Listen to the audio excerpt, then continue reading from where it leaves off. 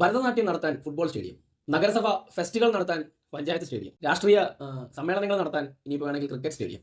Hi all football fans, welcome to network.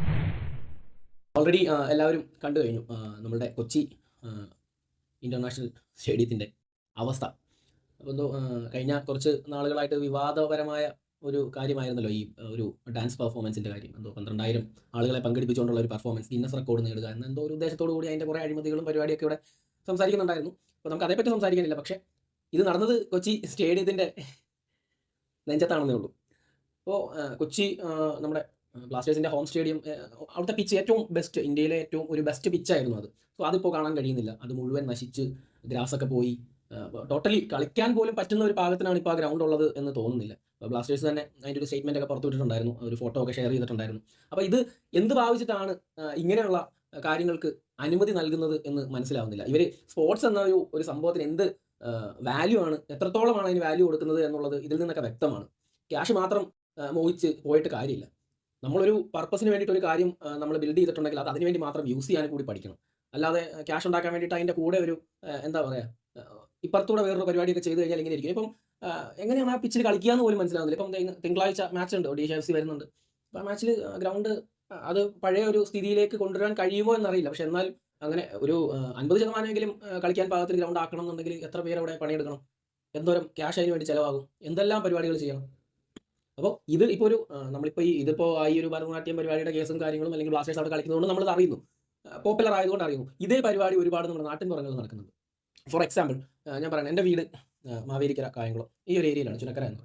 അപ്പോൾ ഞാൻ എൻ്റെ വൈഫിനെ രാവിലെ ഡ്യൂട്ടിക്ക് കൊണ്ടുവിടാനായി കായംകുളം പോകുന്ന സമയത്ത് കറ്റാനം എന്ന് പറഞ്ഞിട്ട് ജംഗ്ഷൻ, അവിടെ ഒരു ഗ്രൗണ്ട് ഉണ്ട്.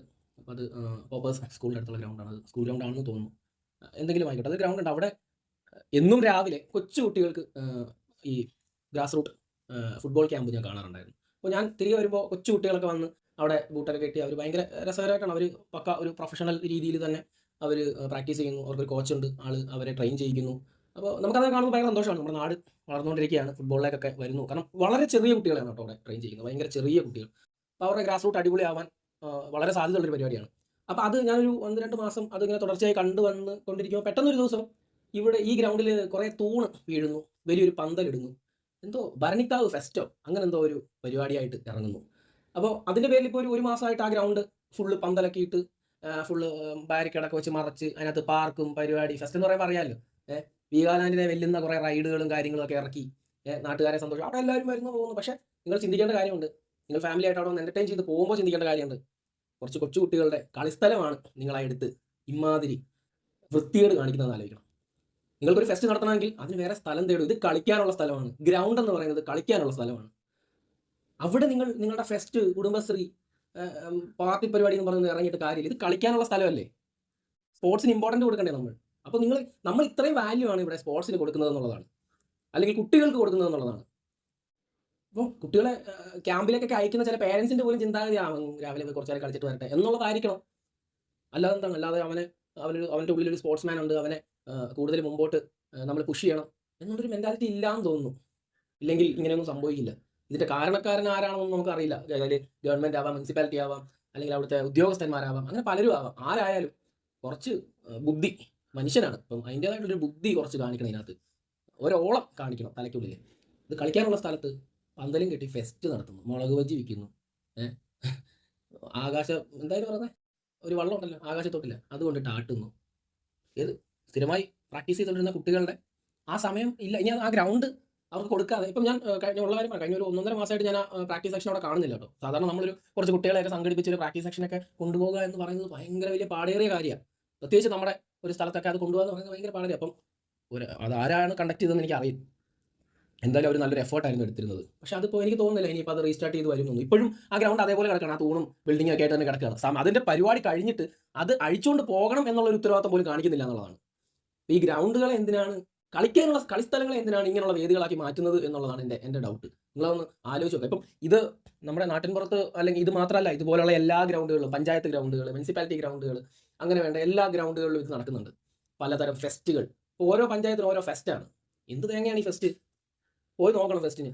ചുമ്മാ ഒരു കാര്യമില്ലാത്തൊരു പരിപാടിയാണ് ഈ ഫെസ്റ്റ്. കുറച്ച് മീനെ കൊണ്ടിടും, മറ്റേ ഗോൾഡ് വിഷൻ പരിപാടിയൊക്കെ. പിന്നെ ഞാൻ മുമ്പേ പറഞ്ഞ പോലെ തന്നെ വണ്ടർലയെ വെല്ലുന്ന കുറേ റൈഡുകൾ, ഇപ്പോൾ വീഡിയോ എന്ന് പറഞ്ഞിരിക്കുന്ന കുറേ റൈഡുകൾ, ഇങ്ങനെ കുറേ പരിപാടി. പിന്നെ എന്താ വളയം എറിയുന്ന പരിപാടി, ബോൾ വെച്ചിട്ട് മൊന്ത എറിഞ്ഞിരുന്ന പരിപാടി. ഇതൊക്കെയാണ് ഫെസ്റ്റ്. എന്ത് ഫെസ്റ്റാണ് ഇത്? ഇതിനെയാണോ ഫെസ്റ്റ് എന്ന് പറയുന്നത്?